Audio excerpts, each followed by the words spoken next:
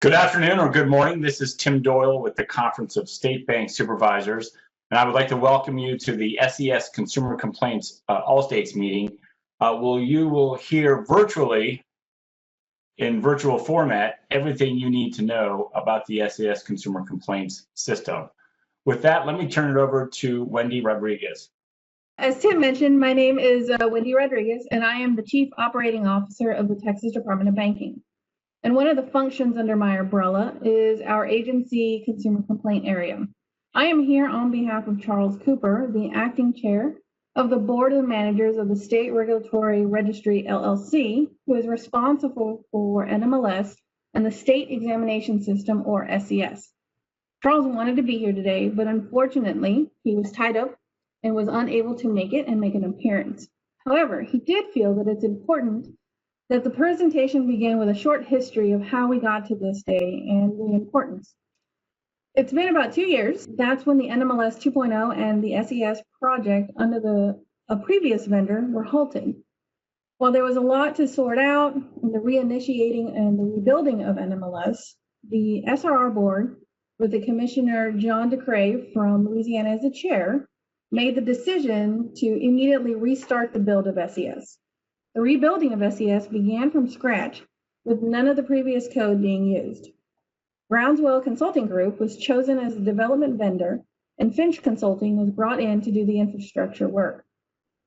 This restart was not without its risk, but SR board felt that it was important to continue to make the progress on its goals. CSBS staff Kyle Thomas and Tony Vasile worked with the State Regulators Working Group to confirm the vision of the system and the details surrounding the necessary requirements.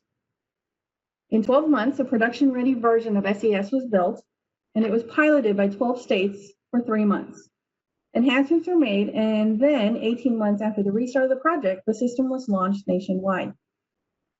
We're here today, 24 months after the restart of the project, to launch the first major enhancement to the system, the SES Consumer Complaints.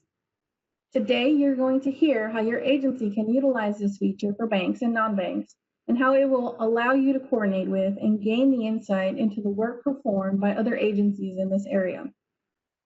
SES Consumer Complaints has been a long-term goal of the NMLS program. It is the fulfillment of a provision of the State SAFE Act, which called for a system that facilitates the collection and disbursement of consumer complaints on behalf of state and federal mortgage regulators. It also coordinates agencies around one of the most valuable supervision tools and services that an agency provides: the resolution of problems consumers experience when engaging the financial services industry. Fraud and abuse are most commonly found through consumer complaints, and the system that allows the states to coordinate and gain insight across state lines is a powerful tool. So on behalf of Charles Cooper and the SRR Board of Managers, I would like to thank you for attending today and encourage you to consider on how your agency can adopt the SES Consumer Complaints. With that, let me turn it over to Lindsay Schmidt with the CSBS team to lead today's discussion. Lindsay? Great. Thanks, Wendy, and thanks, Tim. Good afternoon, everyone. Let me just advance the screen here. So I'm Lindsay Schmidt. I work for the Conference of State Bank Supervisors as well. I work specifically on the SES project. I've been working on this consumer complaint system for about 2 years now. So we're here to talk to you about the benefits of the system. We do want to recognize that we had a working group that worked with us on this complaint system. We also conducted a pilot of the system, and so you'll get an idea of who those agencies were and who those individual members of the working group are. One of the next things that we'll talk about are just additional benefits of the system. So the system benefits agency users, of course. Industry has a login to the system, and so we'll talk about the benefits from their perspective. And so on here. The next part of the agenda is just talking about the flow of a complaint, both outside of SES, and then how using SES can impact that workflow of a typical complaint. We'll give you a few insights into the complaints pilot. We do have Celia Kinney from Idaho on the call today to talk to you about her experience during the pilot. We thought that it would be beneficial for you all to hear from one of your peers about how the pilot went. So she's here to offer you some insight into her experience there. And then probably most of you are most interested in a demo of how the system actually works. And so we'll allot a good chunk of time during today's session to show you the different areas of the system. And then based on what you see today and what you hear today, there'll be a slide where I can go back to cover some of the next steps. You know, if your agency is interested in getting started with the complaint system, if you need to know more information, we'll talk about what your different paths are there. Just a few housekeeping items before we get into the content of today's presentation. Please use the chat function in WebEx. Most of you probably have realized that all of your phones are muted, just to minimize the background noise, in case anyone doesn't know that they're not muted. So everyone is muted just right off the bat. You can type in any questions or comments in the chat. My colleague, Kyle Thomas, is monitoring that chat, and you'll see that as questions come up, he will respond to them in the chat, so keep your eye on that. If there is a question that relates to the area of the system that I might be demoing, I could be prompted with one of your questions during that time as well. If you do want to be unmuted and you have a comment to share or you have a question, there's a raise hand feature in WebEx where you can press that raise hand option and the host will recognize that you're looking to be unmuted. They will unmute you at that time and then your line will be open to ask your question or provide your comment. Just one other thing to mention here, a few other things. This session is being recorded so that if anyone that intended to attend the session today isn't able to, that they're able to access the recording and get the same overview that you're going to benefit from today. The last thing is that this session is not intended to be a training. If you do have an interest in using the complaint system, we do have a robust training program. It's all online. It's an e-learning platform where you can learn all of the details that you would need to be able to use the system successfully. So just a caveat there as we get started.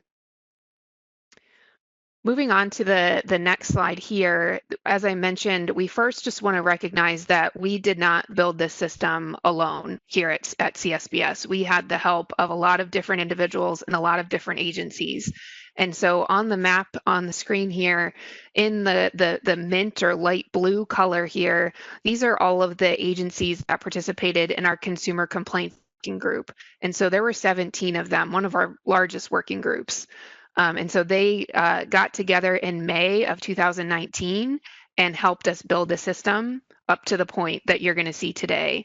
So we've been engaging with them on certain functions of the complaint system, as well as improvements. As they've seen the system, they've suggested a lot of different improvements that we've incorporated into the final version of the system. In blue, over on the right-hand side of your screen here, as I mentioned, we did run a pilot of the system. We wanted to give it a test drive, so to speak, to see if we were on the right track before we launched the system nationwide and made it available to all agencies. And so those agencies are represented on the right-hand side. There were 11 of them that participated in the pilot. And as I mentioned, we'll get into a few more details about the pilot because I'm sure you all are very curious to hear how that went.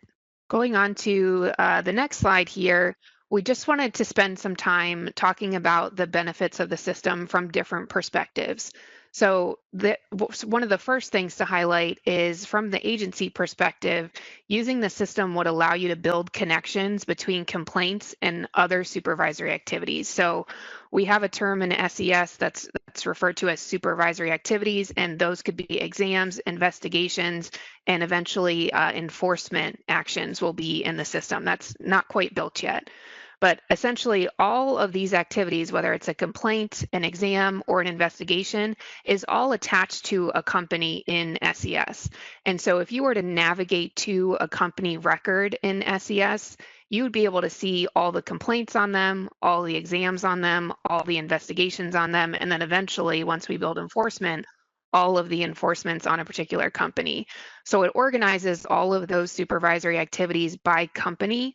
And so you'll really be able to see the connection between all of these different activities. So for example, if you had a complaint on a company that then snowballed into an investigation, you have the ability to connect a complaint to an investigation so that kind of transition from it starting as a complaint and ending up in an investigation or an enforcement would be a connection that you would be able to make in the system if you're using both the complaint side of the system and the exam and investigation side of the system.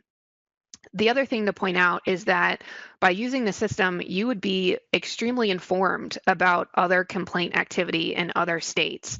So you would have the benefit of going over into a view in the system and looking at all of the nationwide activity related to complaints. And so it's something that we've had a lot of positive feedback from our pilot participants on. You'll hear some talking points from Celia on that, how she was able to use that during her pilot experience, but it allows you to get a lot of insight into what's going on nationwide as it relates to complaints. And going on to the next bullet here, you can really use that information however you see fit. You could use it to create your scope for your next exam. So if there's some complaints in certain areas and you think that you want to delve into that area a little bit more during your next exam, you'll be able to do that in the system. Another item here, another benefit for the agency is you'll have quick access to reporting. So we are currently building complaints reports that we'll make available to our agency users, and that will help you identify certain trends. So all complaints in the system are assigned categories or assigned a category, as well as you have the ability to close a complaint and then insert a closure reason. And so both being able to access out of all of your complaints in your agency, how are we categorizing complaints? What are the resolution codes that we're using when we're closing complaints can really help you to identify those trends and identify risk. Moving on to the industry side. So as I mentioned, the industry has the ability to log into the system and respond to a complaint that you've created for them. And so they have a view into SES where they can see the details of the complaint. They can track the status of a complaint. They get email notifications when a complaint has been opened. They get an email notification when a complaint has been closed. So there's a lot more transparency on the industry side that they're seeing as a benefit using the system. The next thing, and I've already mentioned this, is industry has the ability to securely respond through SES and upload appropriate documentation in response to a complaint that you've sent to them. The other big benefit here is they will be able to manage all of their different supervisory activities all in one system. So industry is seeing the benefit of using SES in terms of I have one system to log into to manage all of the different activities that could be coming in from other agencies.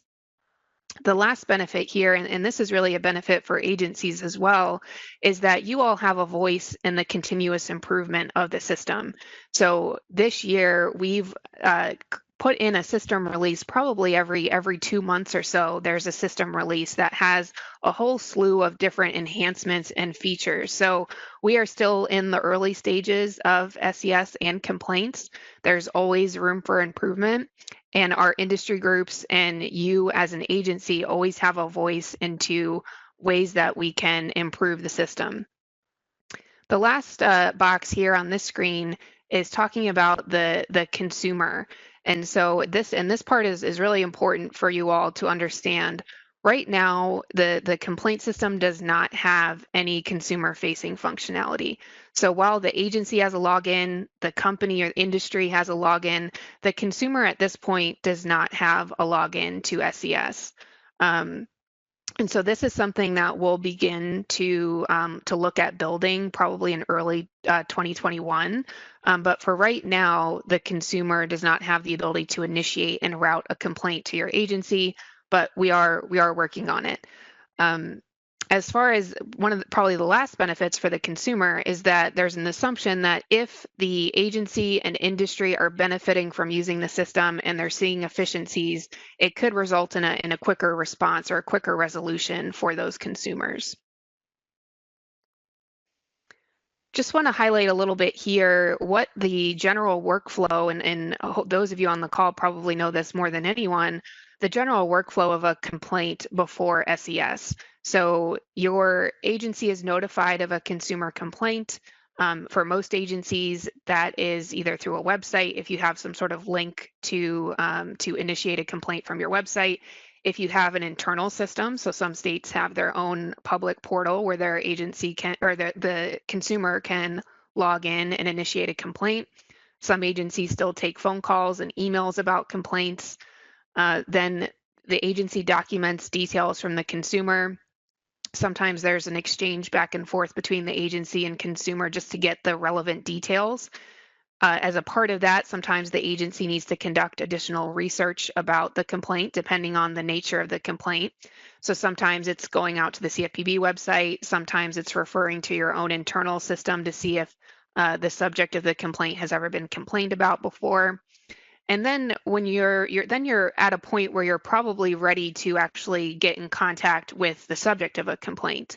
And usually you're emailing that company asking for information to be provided back to you so that you can close out and actually finish the complaint and then communicate to the consumer what that resolution is. So this is the general workflow as we understood it before SES. So with SES here, you'll see the actions going across the top are very similar, but now instead of email exchanges, instead of phone calls, now you're able to actually use SES complaints as the method to capture those actions that you're taking. So you'll notice here the very first box, unfortunately at this point, we don't have the ability for a consumer to initiate a complaint in SES, as I mentioned, but it is something that we're working on. So right now, the way that it works is the consumer would contact the agency about a complaint in the same way that they do today. The agency then would enter that complaint into SES. So based on the information that they've gathered from the consumer and the back and forth that they might have with the consumer, they then enter that complaint into SES. There is a way, if you do need to conduct additional research, there is a way that you can document that research and even upload certain spreadsheets or whatever you need to do. There's a way to document all of that additional activity that you would do to really get informed about the complaint. Then moving over here, request information from the subject of a complaint. So there is a way in the system that you can directly send a request for information from the company, and we'll show that, and that's called the information request process. And so that would allow you to send a request to the company logs in, they're able to provide a response, you get notified that a response was provided, you log in, you're able to see that response, and then move on with actually finishing processing the complaint. So I'm sure you all are curious, how did the pilot go? So as I mentioned already, we did have 11 state agencies. The pilot ran from July 1st through August 14th. During that time, we had over 54 complaints that were entered. All of the complaints that were entered into the system have the ability to be associated to what we call a business type or an industry line in the system. And so you'll notice if you look at the chart on the right-hand side that we have mortgage servicing that was leading the way, followed by MSB complaints, and so on here. One of the surprising things that we learned from the pilot was that we actually have a lot of large international industry players that are now in SES for purposes of responding to a complaint. And so, if you start to think about who those companies are, you're probably right in thinking that they're in SES. So we have a lot of large international industry companies that are in the system now. So we've been looking forward to engaging with some of those large companies to see if they have any ideas as to ways that we can improve their side of the system. Coming out of the pilot, we offered those 11 pilot agencies the ability to continue using the system. And the majority of them agreed that they found value in the system and wanted to continue using it to process their complaints. And so post-pilot, we now have we just reached our 100-mile mark yesterday. Actually, we had our 100th complaint that was created. And there are really more and more every day. And I just have a reminder of what those pilot agencies are. So just to give you a little bit more insight into the pilot, I'm sure you want to hear from another regulator. And so at this point, I'll turn it over to Celia Kinney from Idaho just to talk through some of the benefits that she saw, what went well, and then what were some of the areas that we need to improve upon. Celia? Hello, thank you, Lindsay. My name is Celia Kinney. I'm with the Idaho Department of Finance. We certainly did participate in the SES pilot. We entered a little over 30 of the complaints throughout that pilot period. Out of those approximately 30 complaints, 15 I was able to upload and send immediately to the subject the complaint was against. And 21 of those I was able to work to resolution utilizing SES exclusively from start to finish. So that means we received the complaint, entered it, and coordinated with the entity, the subject that the complaint was against to receive a response, review the response, and work that to completion. In terms of the time savings of this process, it is substantial. When you think, the typical process, we receive a complaint, we process it, we send a letter to the subject and request a response. We're looking at maybe 1 to 2 weeks, best case scenario. Even with email, there's certainly still a lapse in time. With SES, there is still a bit of a time frame lapse because you're waiting for that entity to get what we call onboarded, but certainly very minimal compared to what our process was previously. So when I talk about benefit to the consumer in terms of a resolution to them in a much more timely fashion, that I would say overall is one of the largest benefits I've seen in my time in the pilot and since then in utilizing SES as a complaint system. The other thing is, and Lindsay touched on this, is tracking. I can log into the SES system and see out of my currently 37 complaints, how many days each of those complaints has been open.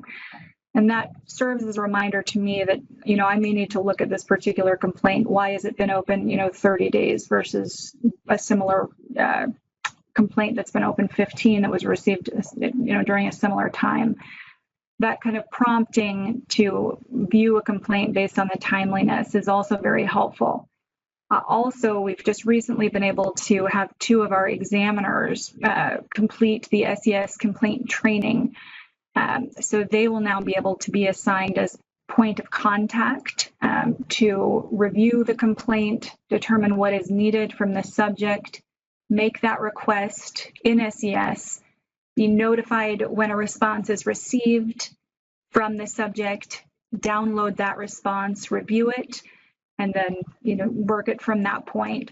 And so those examiners were able to complete that SES training inside of a day, which I think is going to be enormously beneficial on our end in terms of workload. Additionally, the ability for the examiner to access complaints and glean information needed to complete an exam, I think will also be very helpful. The other, enormous benefit, especially in this period, is, we've had to do a lot of unanticipated remote work. And so having this web-based system to track and work complaints and collaborate with subjects who are also primarily online has been very helpful, just time savings wise, and with other individuals, coworkers that may log in and collaborate on complaints that are happening. Having that web-based system during a time where, there's increasing amount of remote work has been helpful. And the collaboration with other state agencies. I see this as kind of long game, biggest benefit in that, if we receive a subject that's not a licensee, and as you know, many entities have very similar, if not the same names, tracking down the subject and ensuring that you have the right subject can be very difficult.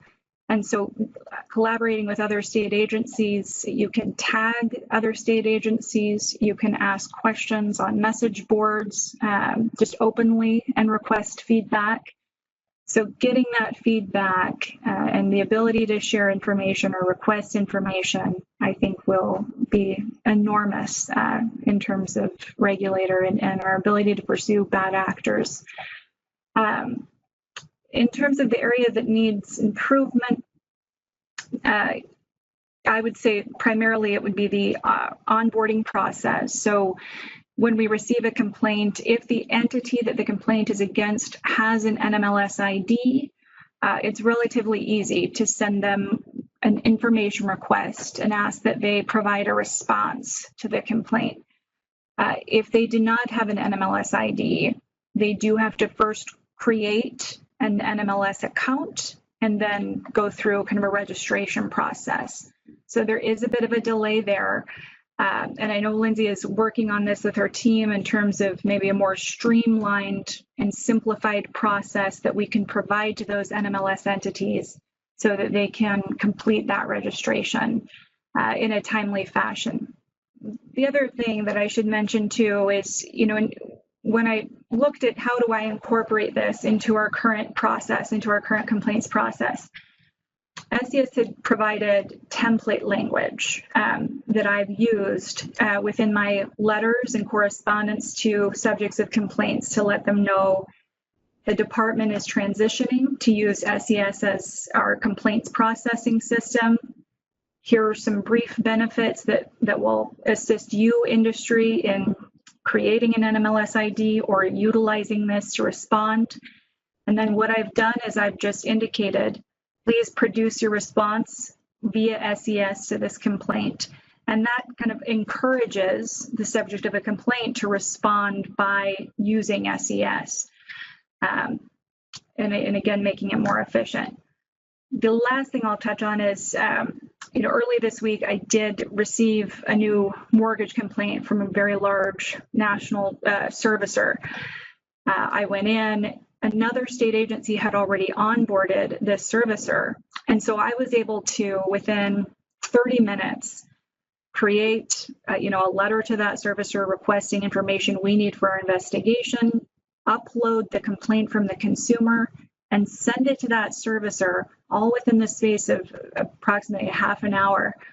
I got an email response within 30 minutes from that servicer indicating they've received the complaint and they would be working to produce a response. And I just think in terms of a consumer that is having an issue, especially with something like a mortgage servicer, this is something that for them, is weighing so heavily that the ability to produce an expedited result is enormous. So I think that, as well as the collaboration from other state agencies, is enormous. And so it is my hope that I think there's strength in numbers, and that the more state agencies that utilize SES, the stronger it kind of becomes as a platform and as a tool to collaborate. And that is all that I have. Thank you so much. Great. Thank you so much, Celia. And so we just wanted to touch a little bit on the full list of functionality, and this is really to represent all the work that we've done on the system. And so I'm going to highlight a few of them here. So obviously you understand that you have the ability to initiate and enter a complaint. You can exchange information with the company or the subject of a complaint for a request for information. You can associate complaints to other exams and investigations that you might be having in the system. You can view other agencies' complaints. And so I think I saw when Celia was speaking that there were some comments there about what exactly can you see about another agency's complaint. And I'm going to show that as a part of the demo. So if you could just hold on to that, you can see the type of data that all complaints users have access to see across all complaints. And so you'll see that as a part of the demo. The other thing, and Celia highlighted this a little bit, is you have the ability to collaborate with other agencies on unlicensed or unknown entities. So if you get a complaint from a consumer and they're a bit vague on the details as far as, this is the name that the person gave me, there's the ability in the system to create that entity and then tag other agency users, complaints users, and see if they know anything about this entity. And they can then see that they were tagged in a post, and they can take a look and collaborate and add their comments on, whether they know anything about that entity. From the company side, they can, and you're going to see a bit of the company side as well today as a part of the demo, they can assign what's called a point of contact. So every complaint in SES has an agency point of contact, so kind of the lead from the agency side. The company has a lead on their side as well. And so the company has the ability to appoint that person and then provide a response to the complaint and upload documentation. So with that, I'm going to transition into the actual system here. And so you will see now that I am logged in to our training environment. So just a caveat here, all of our demos that you may attend are all done in a training environment with fictitious data. And so just to highlight that before we get started here. So this is the SES system that I've logged into. I'm logged in as a California examiner, and the agency is California DBO. And so I am going to first click over here and click Manage Complaints. So we keep the examination system and the complaint system in separate areas. And so now I am over into the complaint side of the system here. And so you have your home page here that represents all of your complaint activity, all of the different things that could be happening with a complaint, whether there's a referral happening, whether there's a complaint that was recently updated, all of your open complaints, all complaints that you're assigned as the point of contact for. All of that is available at a very quick click from your home page. But for now, I'm going to go in and click Enter New Complaint. And so on this screen here, you're presented with two different options. If you know the subject of your complaint, if it's clear to you based on the information that you've collected from the consumer, who the complaint is on, you can go in and enter the information for that entity and go on your way to actually create the complaint. Over in this area here, if you are not quite sure, and if the consumer is not quite sure really the information about the subject, you can go through and search in a variety of different ways for that entity so that you can find the correct subject for your complaint. And so we'll go down two different paths here. I'm going to start by entering in a complaint on someone that I do know. So I'm going to click Enter Complaint Subject here. And as we've mentioned, you can create a complaint on a company, of course. You can also create a complaint on a branch location. That would allow you to identify the branch location and then allow you to send an information request to the company that branch belongs to, and the company can then log in and respond to that complaint. The other option you have is if your complaint is on an individual, you have the ability to identify the individual here and then identify if that individual is working for a company. If you identify that the individual is working for a company, you have the ability to then send an information request to the company asking them to respond to that complaint. And so for the most part, we're seeing complaints coming in on companies. So we're gonna go down that path today. You search for the entity. I'm going to go ahead and search for a company that I am familiar with here. You're presented with the company information. One thing that you should understand is that all companies that exist in NMLS, so you'll see here this fictitious company does have an NMLS ID. All of the companies from NMLS are coming over into SES on a nightly basis. So if there's a new company that's been created in NMLS, in the next day, it will be filtered over into SES and available for you to associate a complaint to that entity or create an exam on that entity. And so this is my company here. All of this information is coming over from the NMLS system. And I'm going to click Enter Complaint. This is the complaint intake form here. And so we've spent a lot of time with the working group on establishing a common set of data points that would be applicable and used on this intake form. So we worked with the working group. We also went out to a lot of the agency websites that have their forms posted on their website and did a comparison about how our intake form matched up with those agencies' existing data points when they're capturing complaints. And so that's how we landed on this set of data that's being collected for the intake form. The form itself is split up into different areas here. You have the subject details, you have the complaint details here. So date it was received. You can document the source of the complaint. You can document, as I mentioned, each complaint you're associating to a business type. And so you can document what business type the complaint relates to. There's the business activity dropdown. Once you select a business type, you have the ability to select one or more business activities. All of these business activities are consistent with the business activities that you all are used to in NMLS.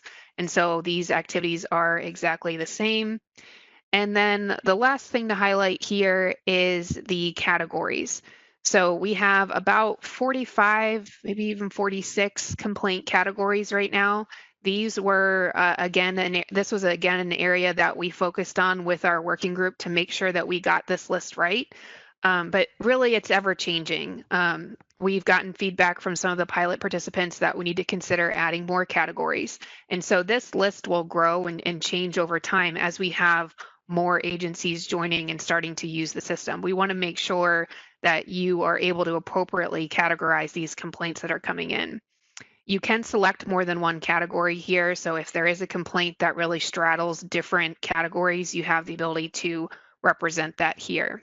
Moving on here, there's some transaction details here that you can input. There's also the consumer details. You have some flexibility here. If you have the information from the consumer or if you do not, there's some flexibility in the information that you provide. You can also shield consumer details. So if you have a complaint that falls into like the whistleblower category where you don't want the company who will ultimately be responding to this complaint to know the consumer details, you can restrict that view so that only your agency complaints users have the ability to actually see the data that's actually entered in there. Down below here, when you're done entering in the complaint, just one other point before I get to that is there's a document section. So if your agency wants to upload the originally completed intake form that the consumer might have filled out from your website, you can attach that to the complaint for just auditing purposes here, just so that you have all the complaint information in one container, so to speak. When you get done entering in the complaint here, you have two different options. You can submit the complaint for what we call preliminary review. You also have the ability to bypass this review process. So when we sat down and talked to the working group, it was apparent to them that it would be important to have the ability to escalate certain complaints for an additional level of review. So you'll notice here that, it's a decent amount of data entry here to enter in this complaint. And so for those agencies that have maybe someone in an administrative function that you want to be entering in complaints on your behalf, but you want to check their work and, check to make sure that you do want to move forward with this complaint, you can have them submit the complaints in review, so that can be checked then by another member of your agency before the complaint is even created in the system. For those of you that create complaints and you know that this complaint does not need that extra escalation point, that extra set of review, you can go through and just bypass it. So once you create once you make your selection here, you're able to create the complaint. And so once you create the complaint, I'm going to back out of this here because I didn't complete any of the information, but I want to show you a completed complaint once it's been created. So this is the complaint that I've staged for the demo today. So once the complaint is created, this is what it will look like. Every complaint is assigned a unique identifier. So you'll see here the complaint that we'll be working on is complaint 232. So I'm going to open up this complaint. All of this information here between the subject and the details were put in based on that intake form. So you'll recognize some of these points here. This is all the complaint details. This is the subject details. All of this is added in here. You have over in the details area the ability to view the additional consumer details that you entered in. All of that is again pulled in from that original intake form.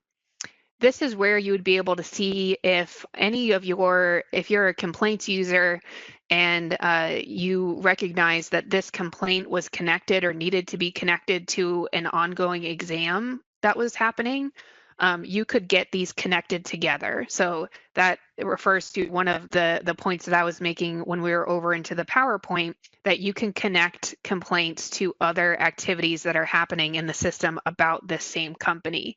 So right here, I'm able to see that there is an ongoing exam happening on this company, and I can click into this identifier for this exam and get more insight into what's happening there.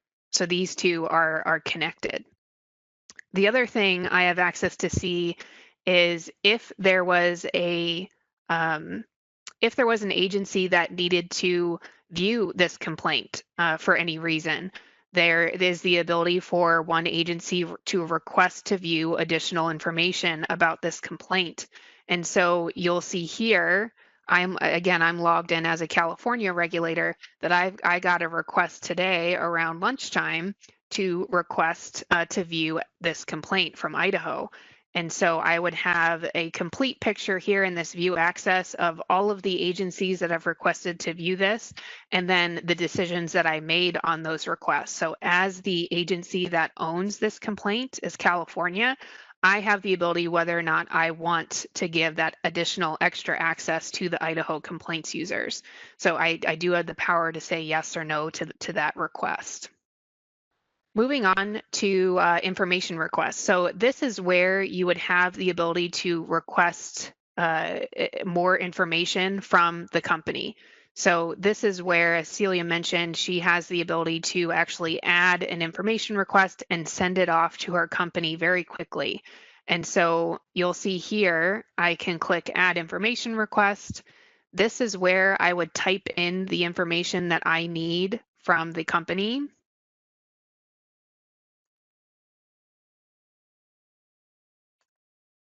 I can assign a due date here. So that's been really beneficial, is you're able to communicate by when you need this response from the company. So I'll give them a few days. Hopefully you all are a little nicer than that when you're asking for information. I'm going to put end of this week.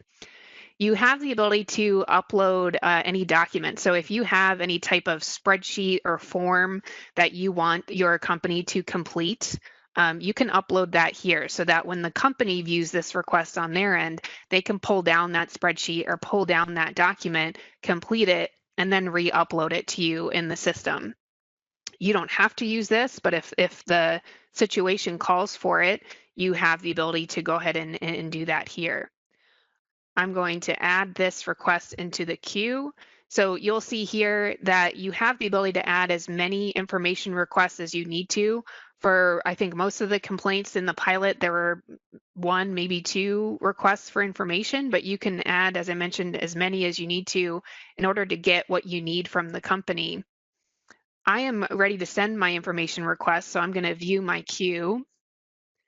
I'm happy with this here. I'm going to click save information, or actually I'm going to continue to send. So let me move that to continue to send.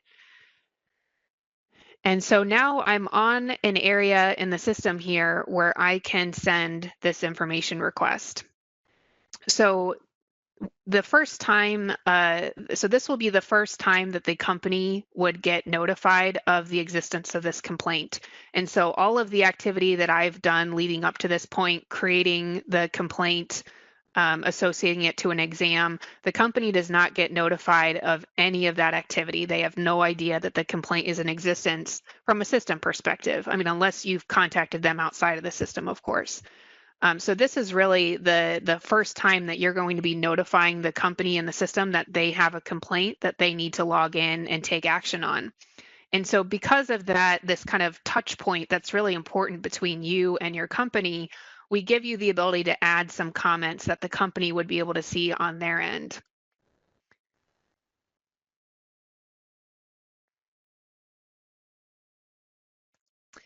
This is also an area here where if you have any official documents that you want the company to have about the complaint, if you have something on, agency letterhead or something about, you must respond by this date or, any kind of official state agency business, you have the ability to kind of upload that information here so the company has access to that. You have the ability to indicate if you want a response once the company submits one. I'm going to toggle that to yes. And then I'm going to be able to send the information request.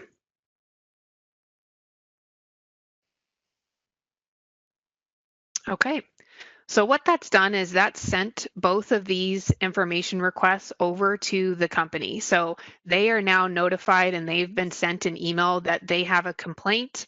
They must log into the system and assign a point of contact and ultimately respond to the complaint.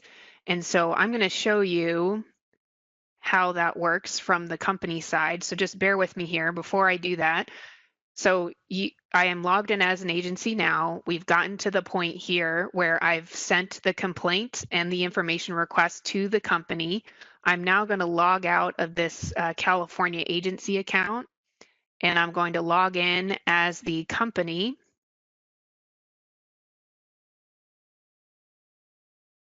So that you can get an idea of what it looks like from the company side or from the industry side. And so I'm logged in as an industry user now. Similar to you all, there is the examination side and then there's the complaint side. And so I'm going to move over into the complaint side of the system here, which opens up in a separate tab. So this is my login. This is my fictitious company, Oscorp Industries. And so you'll notice here that I have an outstanding task to complete over on the left-hand side here. So as I mentioned, for every complaint that a company is sent, they need to assign a point of contact. So, or we call them a POC. That is that's the only person that is able to submit a response back to the agency for that complaint.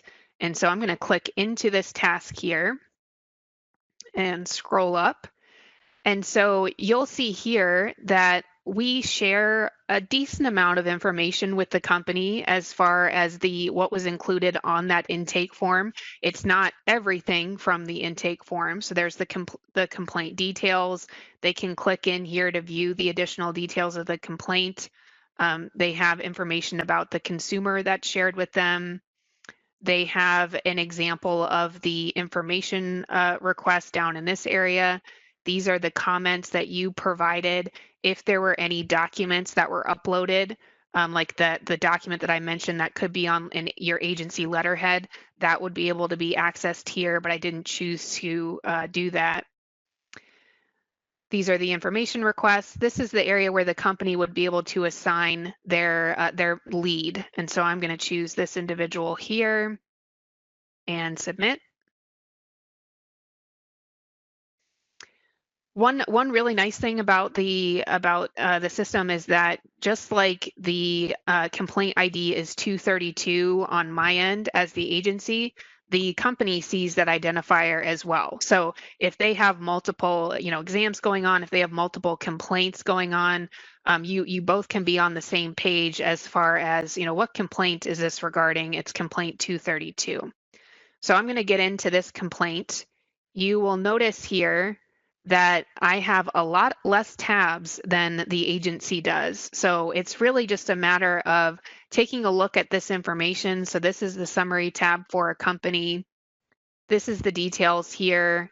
I'd be able to see this information. All of this is being populated from that intake form that you entered. And then over here, the last kind of tab that I have that I can take action on is this information request area. So here I have 2 information requests that have not been started. I have, again, access to those comments that were provided at the time that these information requests were sent to me as the company. And so what I would do here is click into the information request, and I would be able to submit a response here. So it's really just as simple as clicking that button. They have the ability to use some assignment functions if they have, a large company and they have multiple people that are helping them with complaints. They have the ability to kind of organize around that. This is the typed response that the company can provide. This is the upload area here. They can upload documents as well. We have a file sharing link. So if they need to link to a file sharing site that they might have, they have the option to do that here if they want to. They have some internal comments here. And then as you see at the bottom here, they can send the response back to the agency.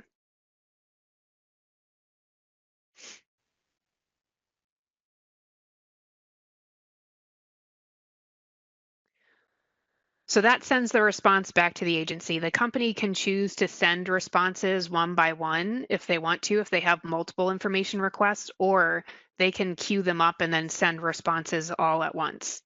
So that's the extent of what the company would have to do to respond to a complaint. So it really is quite simple. After they've logged in, they assign the point of contact, then they get into the information request area and are able to provide a response back to you. If I've, as the agency, have said I want to receive a notification when a response is sent, then I'll receive an email. That will be my trigger to log back in as the California regulator.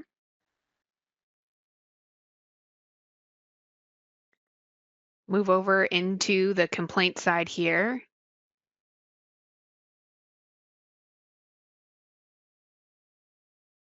This is the complaint that I've been working on. So you'll see recently updated complaints. So I click into that 232. I go over into the information request area here, and you'll see that I have a response that's been received from the company. To see that response, I would click into the information request.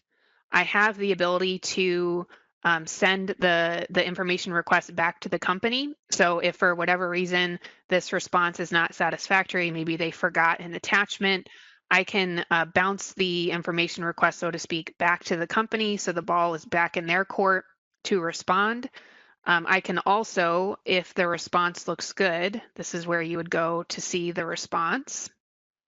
This is my typed response. If there were any documents uploaded, you would see them in this company response box area here.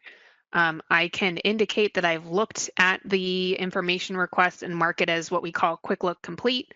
That's an indication to if you have a complaints team that are working this complaint with you, that's just an indication to them that you've looked at this response and it initially meets your needs. Think of it like when an email first comes into your inbox, it's bold. After you've clicked on it, it's not bold anymore. It's sort of like that. Lindsay? Yeah. We did get a question, and it might be a good time to answer this. This relates back to when you were filling out the intake form and you marked the complainant's, so in this case, the consumer's name as anonymous. Can you remind us who does that, who can then see and who cannot see the consumer's name as far as on the company side and other agency sides? So I think that's referring to the restrict option. If you restrict the consumer's information, then only your agency complaints users would be able to see the name of that person. So any other agency would not have access to see that, and the company would not be able to see that if you were to send them an information request. Perfect. Yep, and you're right. That was the restrict function. Thanks. Just rounding out the actual complaint record, and then we'll move on from here. Is if you remember from the PowerPoint, I mentioned that over the course of a complaint, many of you have to conduct research. Some of you have to communicate back and forth with the consumer, or sometimes you get an email from a company asking you a question about the complaint. All of that is able to be documented in this research/communication tab. So you'll notice here that you have the ability to document really any outside activity that you're doing related to the complaint in this area. So if you get an email from, let's say, the subject of this complaint, I've added this subject communication. So this Will from Oscorp emailed me with some questions regarding the complaint. Email chain is uploaded for reference. So you have the ability to upload, any emails if you need to document if the consumer added anything, if they found additional information, you can document all of that here. So while we don't have any consumer facing functionality right now, you still have the ability in this research and communication tab to account for the work that you do with those consumers and actually document some back and forth that you might have had with them. Yeah, Lindsay, and I'll just chime in here for a moment because in processing our complaints on SES, I relied on this heavily as a documentation tool, really to replace almost what we would typically have as a physical file in documenting, back and forth communication with the consumer that might be of value to look back at, and also against the complainant. So this is definitely a big piece of the functionality on a case-by-case basis too. Great. Thank you, Celia. Moving on to alleged violations here. If you, over the course of your complaint, need to document a violation, a potential violation, you have the ability to go in and add that and document, some details about that violation. So all of that is available here. And you can type in a description here so that, again, the idea is that all of that is kept in this unique complaint record, so to speak. So that rounds out all of the available functions within a complaint itself. If along the way, so say you get an information request back or in conducting your research, you find that you need to update the original intake form so that the details that you provided as a part of that intake form, you can update the complaint at any point. So say you need to add an additional category, or you need to update the business type or the business activities, you have the ability to go in and account for that up until the complaint is actually closed.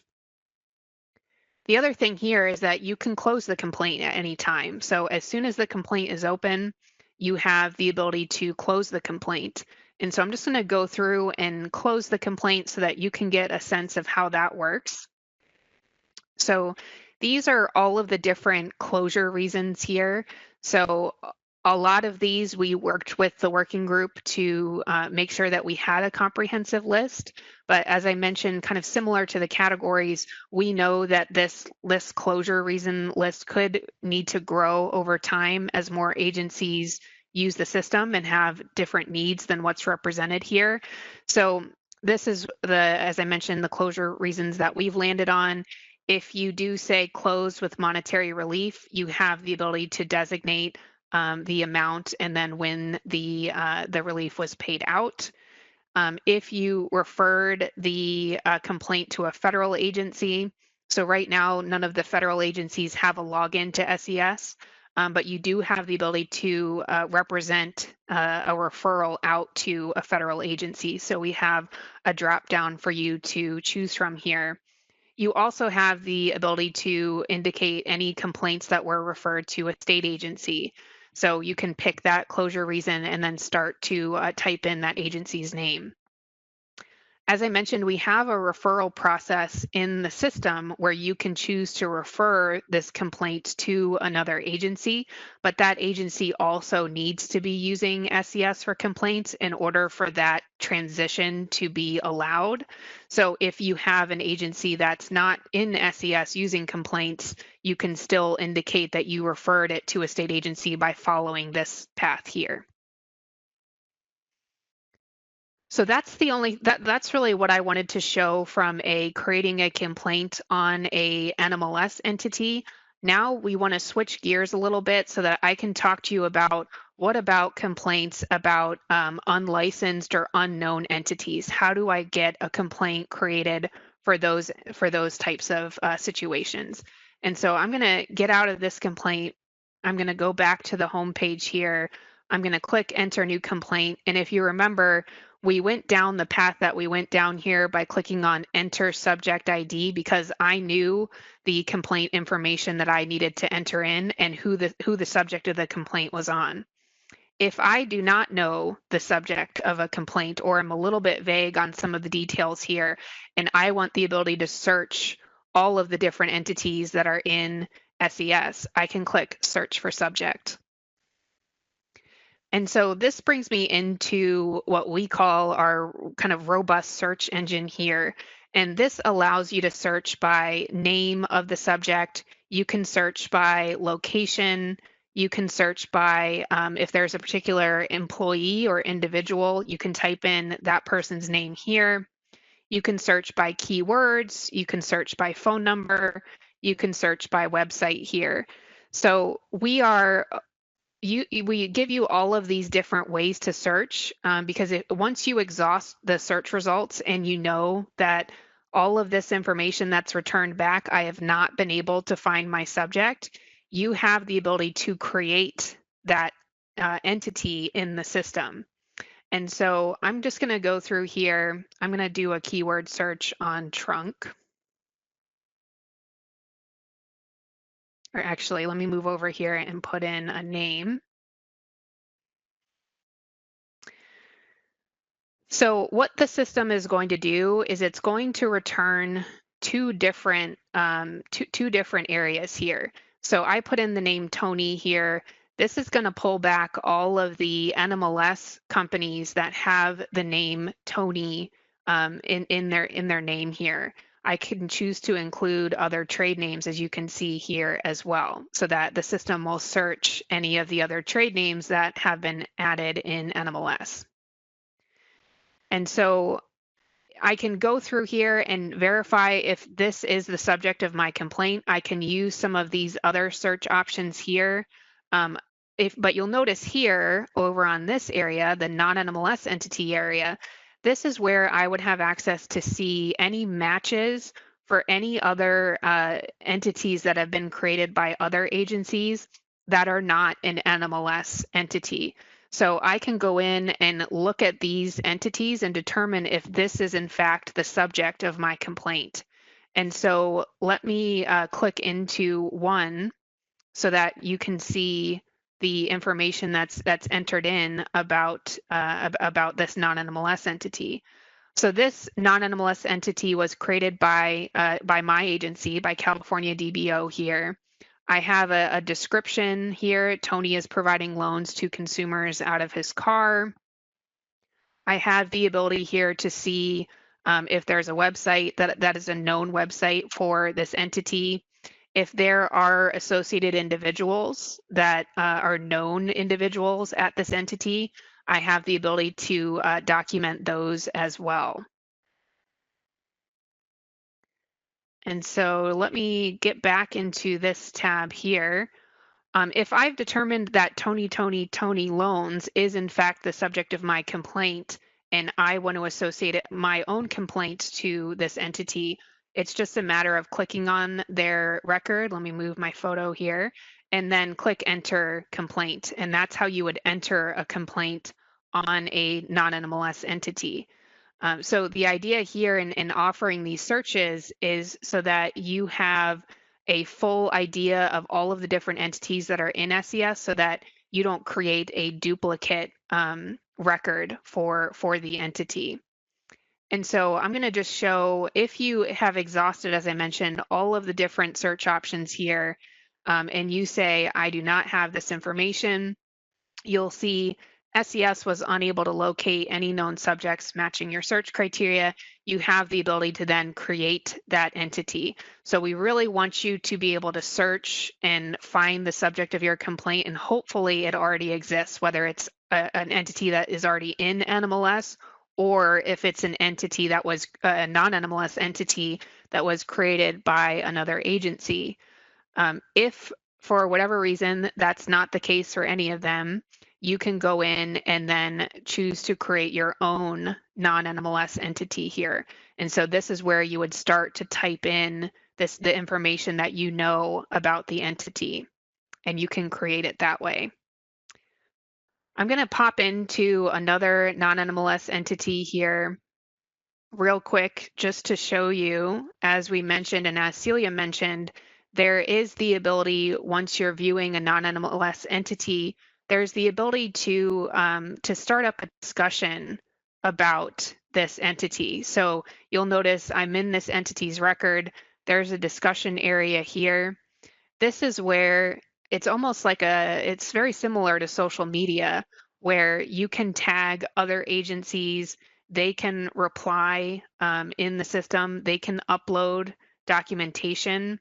So it really allows you to open up a dialogue with other agencies, or if you know a particular user in an agency, you can tag a regulator directly in this discussion post.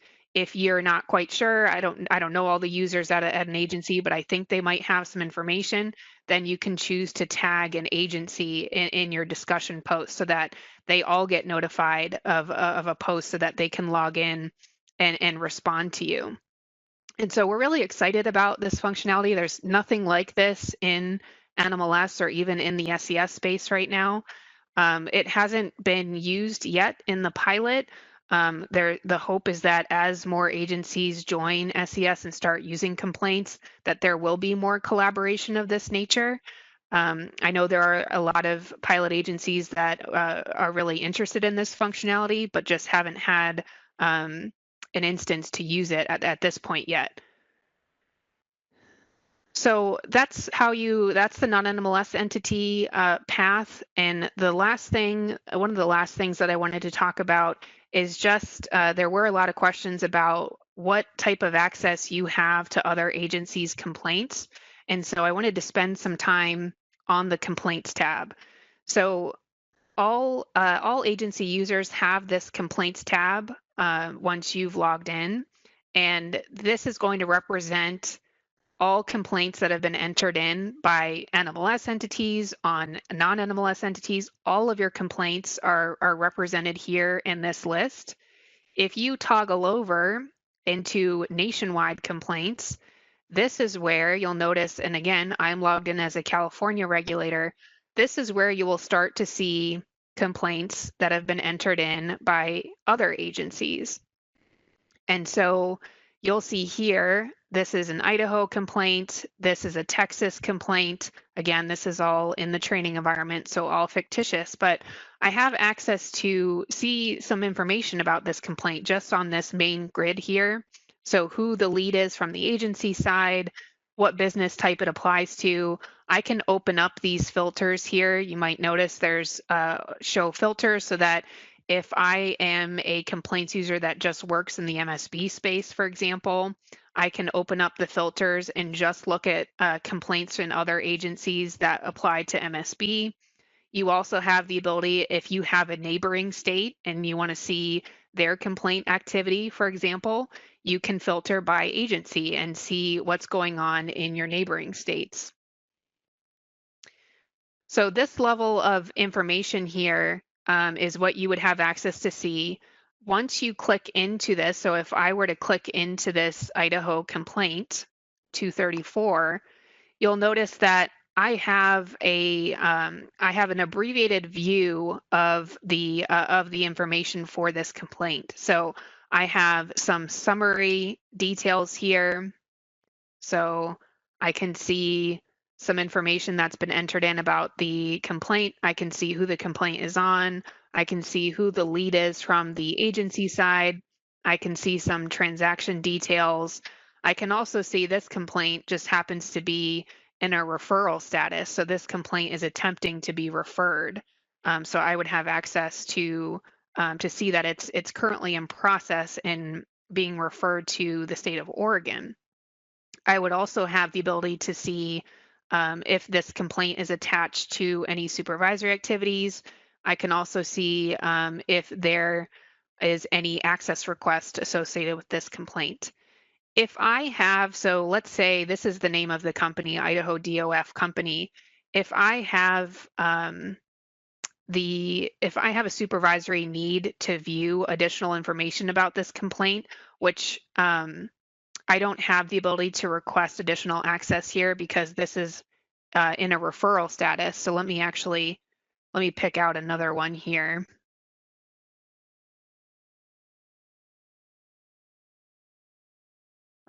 This looks like a good one. You'll see here that I have the ability to request access here. So this would allow me to send a request to this agency, in this case to Texas DOB, requesting that I have the ability to view additional information about this complaint. So as I mentioned, all agency complaints users have this level of access to complaints. And then if you need more information, so for example, if you needed to see the information request and you wanted to see the response that the company gave to the information request, that would require that you request that additional access so that you can see the additional details about this complaint. You can request access at any time. It's not, at least at this point, it's not just on closed complaints. So you'll see this complaint is in review. I can go through the process of requesting access if I have a need to view additional information here. All agencies, once you've requested access, have the ability to see, you'll notice here, I'll just go in and point this out since I just saw a comment come in on this. You have an access request report here from your homepage over on the left-hand side. So when you click this access report area, this is really your home base for all access requests that are happening at your agency. So here I have a list of all the requests that are coming in that I need to make a decision on. So these are requests from all different agencies that are using this training environment. I have a view here of those that I've actually decisioned. So it just so happens for Maryland, West Virginia, and Vermont, I've accepted these access requests. I can also, so these are the incoming access requests. These two here are the outgoing access requests, so those that you've sent to other agencies. So in this area here, this would show all requests that have been sent by your agency to another agency to view a complaint. In this area here, this is where you would be able to document all of those requests and those final decisions that have been made. So decisions haven't been made on these yet. You're waiting on the agency to make a decision. This in my request history, this would represent all of those complaints that you currently have requested access to and then have been granted access to. If any of your requests were rejected, those would also be represented here. So this is Lindsay, yep, go ahead. Sorry to interrupt. We got a question I think is a good time for that.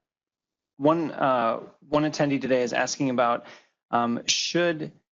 is there any control with who can make a request for access to another agency's complaint? So within, say, the state of Minnesota, can all complaint users make that request, or is it limited to a certain population? So yeah, good question. So at this point, it is available for all complaints users at your agency.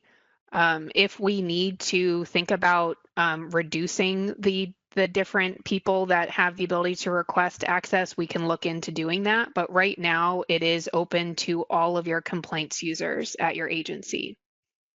Thanks, Lindsay. I would also recommend if your agency wants to limit that to a certain subset, that's just an internal policy or control that your agency would be welcome to set up, and just make sure you include that in your training when you're putting your users through the training of the system.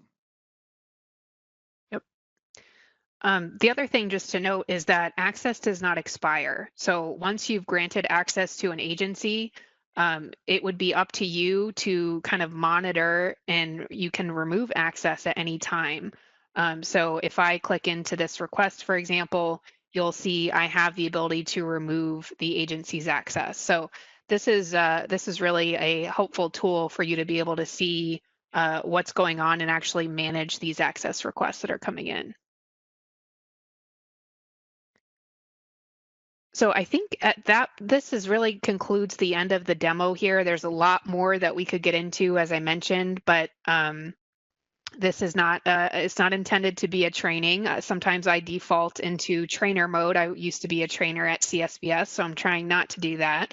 But I think at this point, we did want to leave about 15 minutes for questions. So if there are any questions, happy to answer them. Lindsay, this is Kyle. For those who may have a question, you're welcome to put it in the chat, and I'll do my best to interpret you and relay the question over to Lindsay, or you can also raise your hand and we'll unmute you. We do have a couple of questions in the backlog. So the first one, and I'll actually maybe answer this one, is we got a question about what does this cost, both for the agency and for companies? And the answer is the consumer complaints functionality is part of the state exam system. And the state exam system is part of the NMLS ecosystem and environment. And so these systems, their development and their operating and maintenance costs are covered by NMLS processing fees. So there are no additional costs, if you will, or there are no costs to the agency or the companies in order to use these systems currently. We also got some security related questions, and I'll maybe just blanket answer these with a simple offer of if you're considering or starting to use these systems and your agency has security related questions, we are happy to answer any of those. We'll give you what you need. Just reach out to me, Kyle Thomas. You hopefully have my email address, but it's a part of the deck. And we will set up a time to talk with to connect our security team with your security team and make sure everybody's in a comfortable position as it relates to security.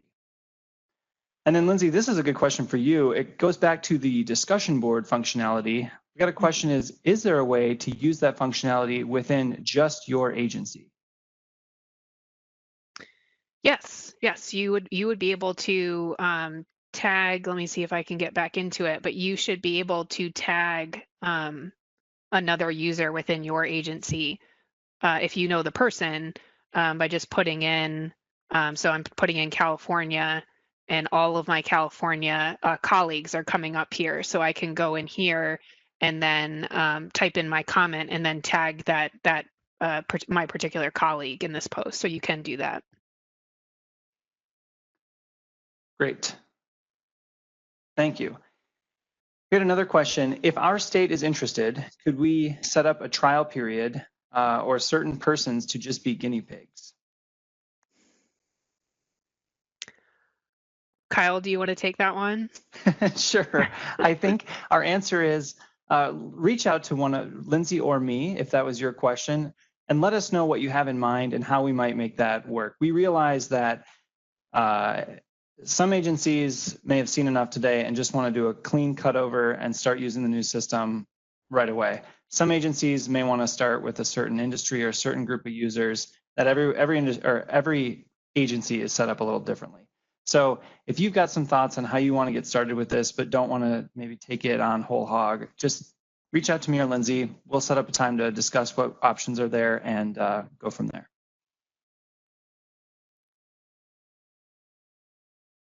Lindsay, can you speak to any billing or that type of functionality in the system? And this does not necessarily stay within complaints, but we did get a question whether there was any billing for time in the system.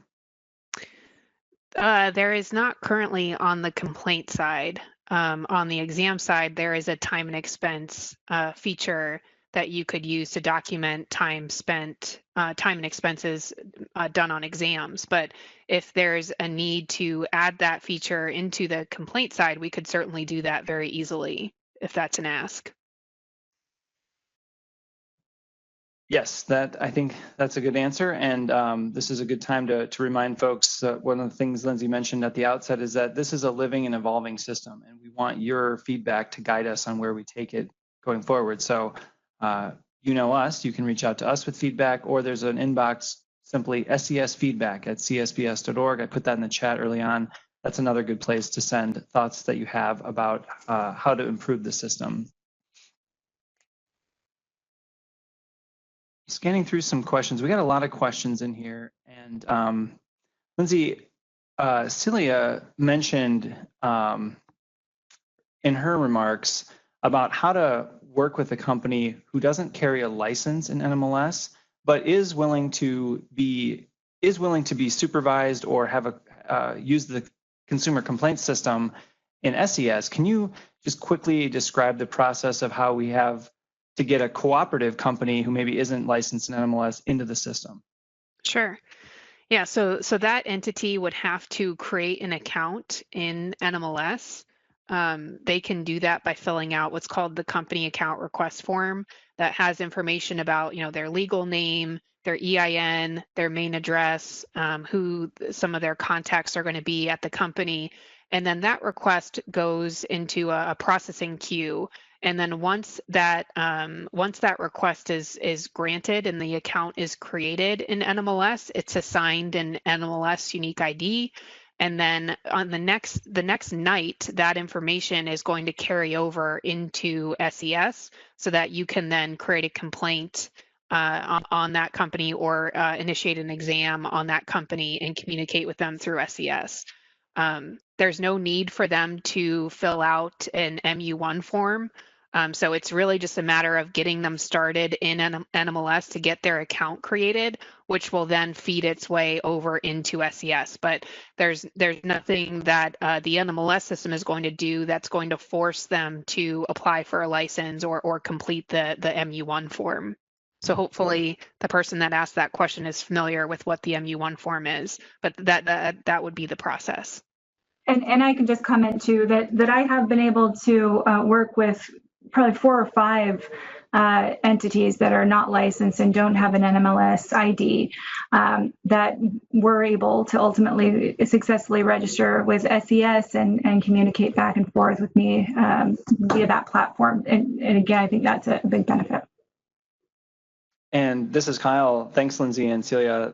That is a big benefit on the complaint side. And it's worth pointing out that once a company is in SES for complaints, so they've gone through that NMLS account creation process and they're now in the system for complaints, they're also in for supervisory processes. So that company then is an existing entity in the system and you could examine them, investigate on them, or whatever you need to do.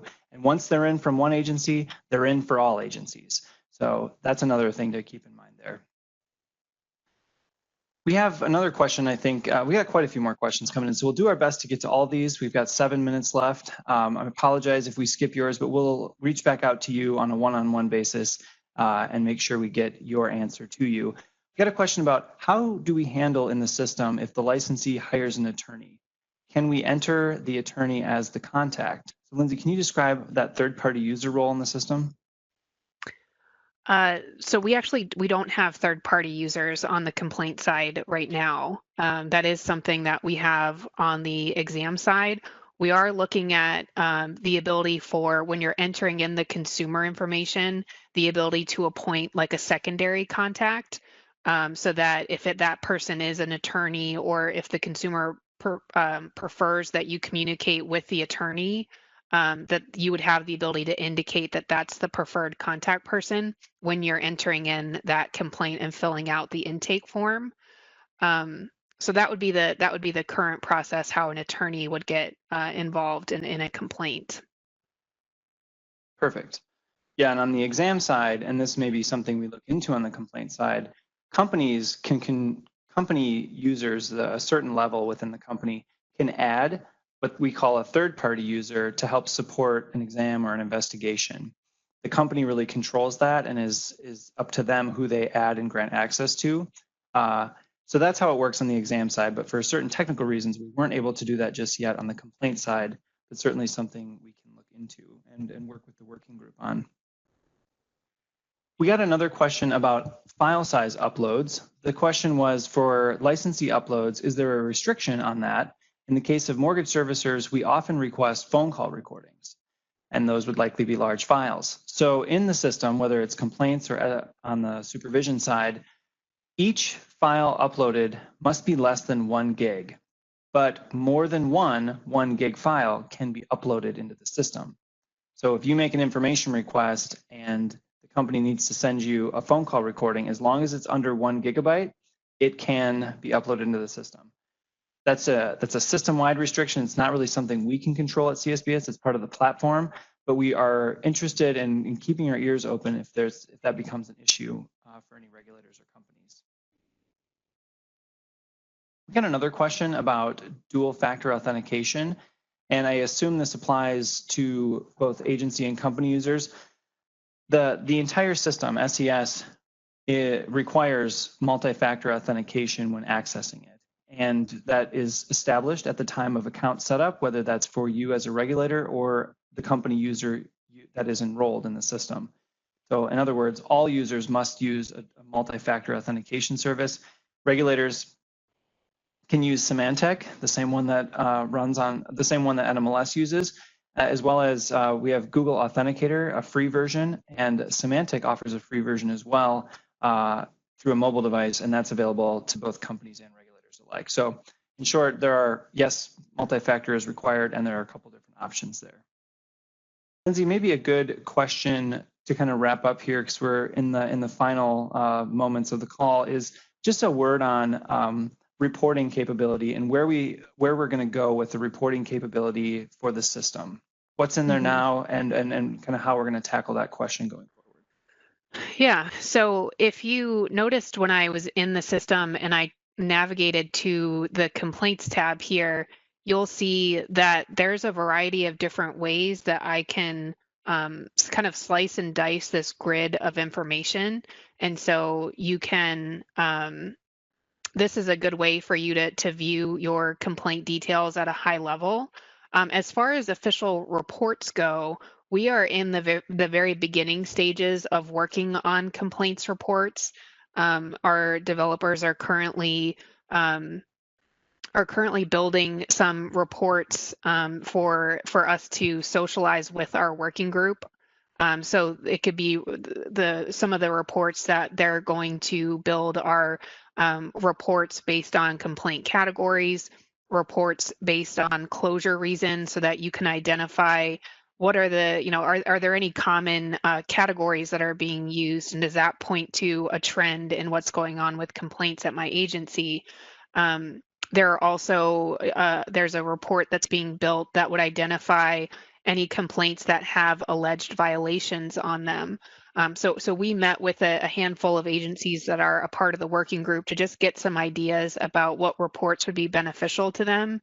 And we will continue to iterate on those ideas. And so as we bring the new reports to our working group, I'm sure there will be tweaks that will need to be made to those existing reports, and maybe even some new thoughts for new reports. And so we'll take those back and look into building those in as well.